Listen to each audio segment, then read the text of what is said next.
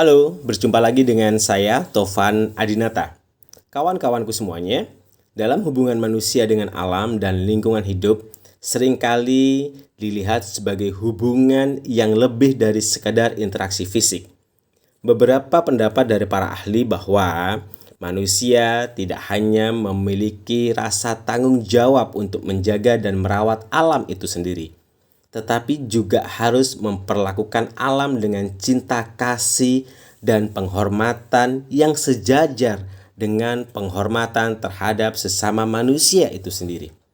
Kalau kita kembalikan dalam sebuah konsep etika lingkungan sebagai reaksi terhadap pandangan antroposentris, manusia sebagai pusat pengendali terhadap alam semesta ini, khususnya lingkungan, manusia menempatkan sebagai penguasa alam itu sendiri, kawan. Pandangan ini banyak dibahas, salah satunya oleh seorang tokoh, Arne Næss, seorang filosof Norwegia, memperkenalkan konsep depth ecology. Dalam pandangan depth ecology, alam dan lingkungan tidak hanya dilihat sebagai sumber daya yang dapat dieksploitasi untuk kebutuhan manusia, tetapi sebagai entitas yang memiliki nilai-nilai intrinsik. Artinya apa, kawan? Alam memiliki hak untuk eksis. Alam memiliki hak untuk terus berkembang dengan cara yang alami, terlepas dari kebutuhan manusia itu sendiri. Dan perlu kita ingat, selain alam, ada satu konsep lagi, yaitu etika terhadap tanah itu sendiri, kawan.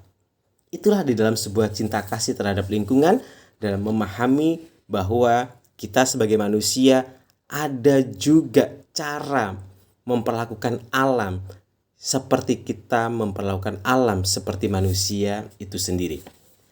Maka kawan-kawanku semuanya, cinta kasih terhadap lingkungan dalam konteks tanggung jawab moral manusianya, ini yang menjadi pertanyaan besar untuk kita semuanya yang hidup di alam semesta ini. Cinta kasih terhadap lingkungan dipandang dalam setiap tokoh-tokoh para filosof atau para pakar bahwa ini adalah sebagai bentuk tanggung jawab moral dari setiap manusia yang ada di alam semesta itu sendiri. Tanggung jawab moral yang lebih besar daripada sekadar kepedulian pribadi terhadap alam itu sendiri.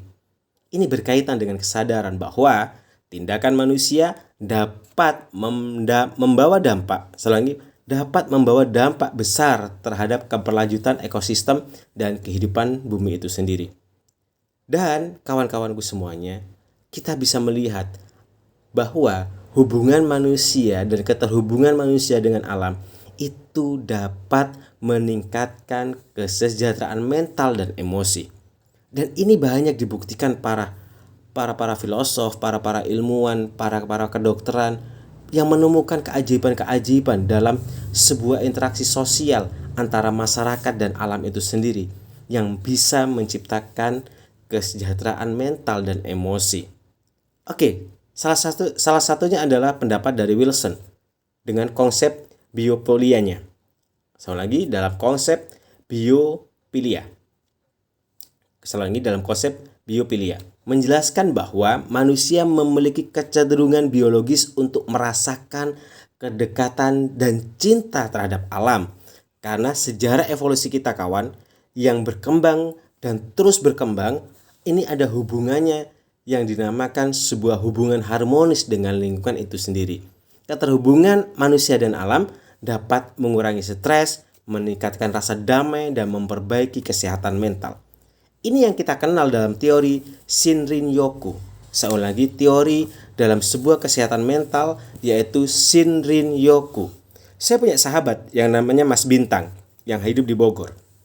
Istrinya kena salah satu penyakit myum dan sudah lama, hampir beberapa bulan, dan harus dioperasi. Beberapa kegiatan-kegiatan untuk bisa menghindari operasi telah dilakukannya.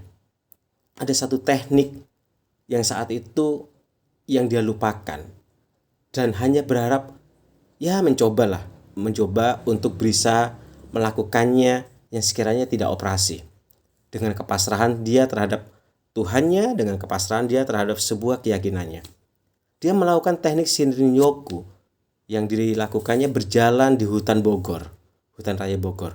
Dia menikmati setiap harinya dengan telapak kaki yang tanpa alas, tanpa memegang HP. Dia menikmati selama 1 jam, menikmati menghirup dengan nafas-nafas yang halus, berdialog dengan alam, menyapa tumbuhan, terus berinteraksi mulai pagi sampai jam 9. Dilakukan beberapa hari. Apa yang terjadi, kawan? Suami Mas Bintang yang ada di Bogor itu saat waktunya check up untuk operasi, ada sebuah keajaiban. Miumnya hilang, kawan. Saya tidak tahu secara medis, tapi dokter mengatakan miumnya hilang, tidak jadi operasi. Apakah itu karena dengan alam atau dengan apapun bentuknya? Tapi saya katakan ada sebuah konsep Shinrin-yoku, sebuah hubungan manusia dengan alam yang bisa menjadikan kita saling membutuhkan dan alam bisa memberikan kita lebih atas kebutuhan kita sendiri. Ini selaras dengan apa yang dikatakan oleh Wilson dalam konsepnya biopilia. Soalnya biopilia. Jadi cinta terhadap alam secara evolusi ada hubungan harmonis dalam lingkungan akan mengurangi stres dan meningkatkan rasa damai dan juga meningkatkan kesehatan psikis dan mental kita. Itu yang terjadi, kawan. Kalau kita melihat dalam sumber pengelolaan alam yang berkelanjutan, kita punya hutan adat, kita punya hutan produksi, kita punya hutan lindung. Semua ada aturan-aturannya secara undang-undang. Tapi ingat, konsep nyata dari cinta kasih terhadap lingkungan, ini yang perlu kita lakukan dengan segala bentuk konsepnya tentang lingkungan itu sendiri. Artinya apa?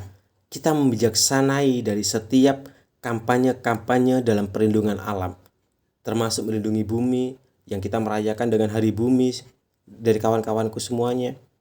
Apapun bentuknya, prinsipnya adalah ayo sama-sama menciptakan lingkungan kita yang selaras dan mampu saling memberikan kebutuhan di antara kita. Jadi kawan, bahwa hubungan antara manusia dan alam harus dilihat sebagai hubungan yang saling bergantung, di mana alam memiliki nilai intrinsik dan perlu dihargai dengan cinta kasih.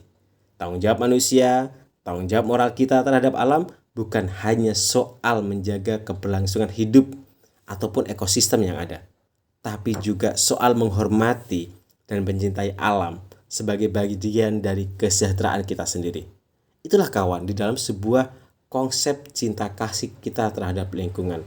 Oleh karena itu, kita ingat kawan-kawanku semuanya, cinta kasih terhadap lingkungan adalah bagian integral dan tanggung jawab moral spiritual kita untuk menjaga bumi kita menjadi lebih sehat, terus untuk kebutuhan kita sampai keturunan kita ataupun sampai pada batasnya.